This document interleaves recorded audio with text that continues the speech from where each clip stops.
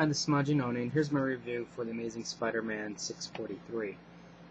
This is the second part to the Origin of the Species storyline. Now, there's going to be some spoilers, so if you haven't read your book, come back later. Now, overall, I still have issues with the art. I know that people are saying that, well, it's very retro-like, but, and somebody even said that I'm not a comic fan because I don't like retro art, but the truth of the matter is this, everybody has different likes, different styles, heck, some people love Liefeld, some people hate Liefeld, so, everybody has their own personal tastes, but to me, seeing it in a more retro style isn't heroic, or, it doesn't give that heroic type feel to it. I think if this was a different book, like maybe a Strangers in Paradise or something like that, or Chew, or something to that effect, I might appreciate the art a little more just because it fits, more of that kind of a style. But anyways, that's it for the art for today. Now, the rest of the story, it definitely picks up from where it left off. I thought part of it was corny in the first issue because Doc Ock is going, and people are going, is there a doctor in the house? And there's Doc Ock, I am a doctor.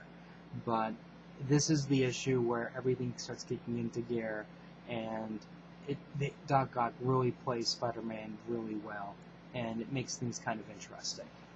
So, anyways, this is what basically is going on here. You have Spider-Man has to get away from the tentacle, which he does pretty easily, takes the kid, and he basically runs away. Now, what we find out is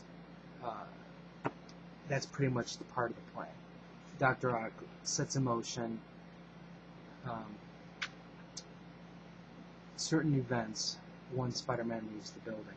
Now, from there, you can see there's a helicopter, and they're like, ho, ho, ho, what's this? Spider-Man! Next thing you know, Spider-Man's all over the news saying that he's kidnapping a child. Of course, J. Jonah Jameson's there to help that along.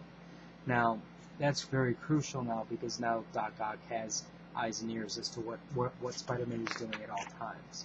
Now, Peter just wants to go to a hospital, drop off the kid, and we'll see what happens there. Now, from here, what we have is, Mary Jane and Norman's got to deal with Malice. But, while that's going on, Lily's like, where's Peter? Where's Peter? And then, Mary Jane's like saying, don't worry about him, don't worry about it, he's fine, I'm sure he's fine. But that just actually makes Mary Jane look cold because she's not even bothering to look, while Lily still believes that Peter's trapped underneath the rumble. And of course she uses a cell phone, so that just encourages her to think that that's Peter. Well, while Spider-Man's swinging to the hospital, Electro's waiting for him there already, hence the plan for Doc Ock. Electro's basically saying, I'm going to turn this into a war zone if you enter the hospital. Well, Peter's like, great, no big deal, all I need to do is just find a place I can change, and then I can bring the baby in, no problem. Unfortunately, he can't do that because he's got helicopters following him. Helicopters are there, Homeland Security comes in because they figure out, hey, that's Norman Osborn's baby, we have a stake in this now. And while that's going on, you have Sandman attacking. Sandman's like, I gotta get that baby, you don't understand, blah, blah, blah, blah. And he's like, what are you talking about? And then, luckily, Spider-Man uses some science and he's able to defeat Electro and Sandman.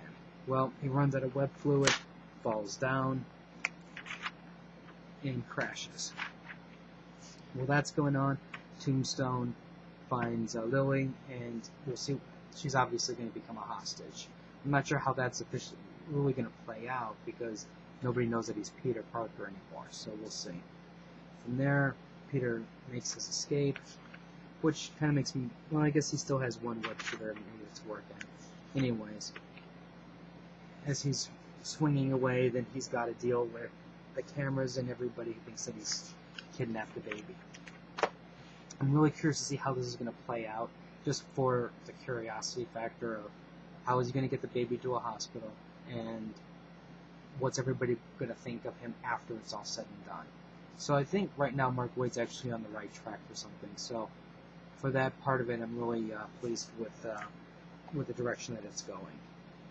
We'll see where it goes from there.